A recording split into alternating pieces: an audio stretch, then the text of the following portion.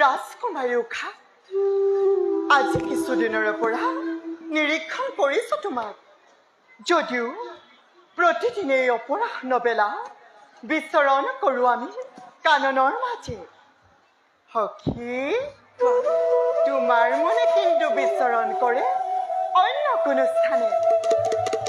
বাৰু কোৱাচোন সখী, মন পখিলানো বাৰু কলৈ যায় উৰা মাৰি? সঁচা চিত্ৰলেখা, মন মোৰ কোনোবা অচিন নজনা দেখোন।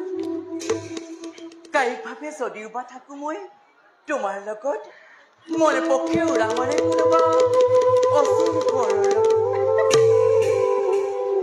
কেতিয়া আহিব বাৰু তেওঁলৈ শুকুলা খুৰা? কেতিয়া আহিব সেই ক্ষণ আমি দুয়োখন একে টিকায়া? অন্যহাতে তুমিতো জানাই দেৱী ভৈৰৱীৰ সেইবোৰ। জানো সখী, কিয় দেৱীয়ে যে কৈছিল তোমাক অহা বহাগ মাহৰ শুক্লা দ্বাদশী নিশায়নত যিজন পুৰুষে তোমাৰ সৈতে কৰিব মিলন, তেওঁৱেই তোমাৰ স্বামী হ'ব বুলি। সেইখন আহিব কেতিয়া? সখী আহিব, সখী নিশ্চয় আহিব। তোমাৰ এই অনিন্দ্য সুন্দৰ ৰূপত যা যাব তেওঁ এতিয়া পতংগৰ দৰে।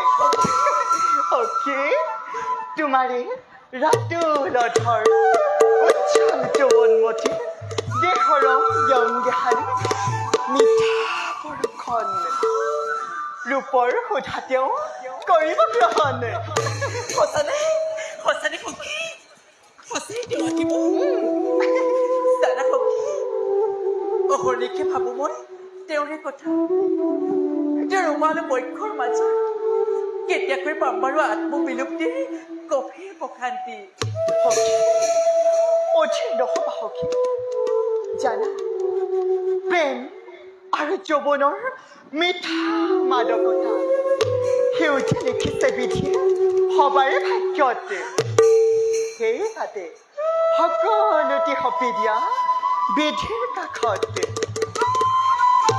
সখী জ্ঞানগৰ্ভ কথা তুমি কৈছা দেখোন শুনিলে তোমাৰ মুখত এনে জ্ঞানগৰ্ভ কথা তোমাক মোৰ কেনে লাগে জানা কেনে লাগে সখী কেনে লাগে সখী তুমি যেন মাতৃমূৰ্তি যা সখী পৰিহাস নালাগে কৰিব সখীৰ পৰিচয়তে মোক ৰাখা সীমাবদ্ধ কৰি সখী চিত্ৰলেখা সখী উঠা